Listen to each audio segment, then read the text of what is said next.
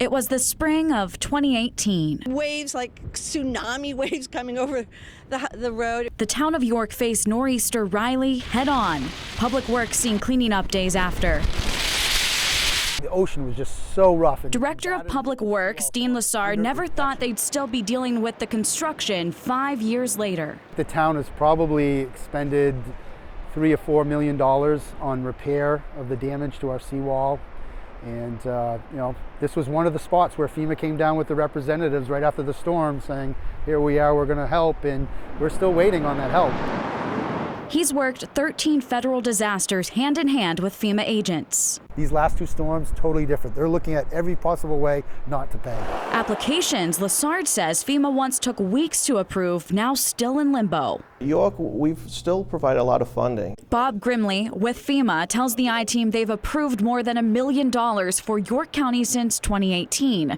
But close to another $1 million is still awaiting the okay. You have these towns saying they're applying and doing everything right, but they're saying it's so slow moving forward to get relief. Yeah, so what I tell you is that COVID did impact our operations. But the I-Team found years before the pandemic, FEMA's application process changed. It moved fully online in 2017. The people that are coming up with the estimate to repair or the possible scope of work for this repair are in Houston. They're not here in Maine. They're not looking at this. They see pictures. Nothing's perfect. The intent of the national delivery model is to expedite a lot of this funding. Yet FEMA's own internal review finds the online portal did not expedite the storm damage applications. Instead, the report shows the portal takes significantly longer, saying, quote, the national delivery model has not met its original intent for improving timeliness and accessibility. I want to be building this wall last fall. Biddeford is also frustrated with FEMA's slow response. EMA Director Robbie Fecto says the October storm of 2021 collapsed sections of the city's river wall. A sliver of the pending $5 million project to fix it falls on private property.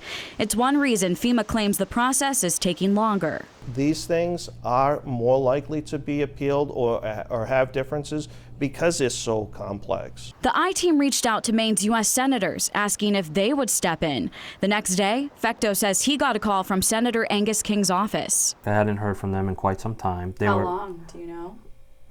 Probably at the very beginning of all this. Since our interview with Fecto, FEMA sat down with him. The project approval now looking promising. In my opinion, it's going to be a good story in the end. But back in York, You're incurring a debt right now as a town to try to fix this until FEMA can approve it, hopefully. Right. On a busy summer day, 6,000 people will visit Long Beach Avenue, and they'll see this. $500,000 in sidewalk and road repairs denied and appealed multiple times. FEMA says the road is already maintained by the Federal Highway Administration, making it ineligible for FEMA's help. But Lessard has tried to prove state statute places the road under the town's care. DOT doesn't maintain this road, the town of York does. I think we're on the right side of the story.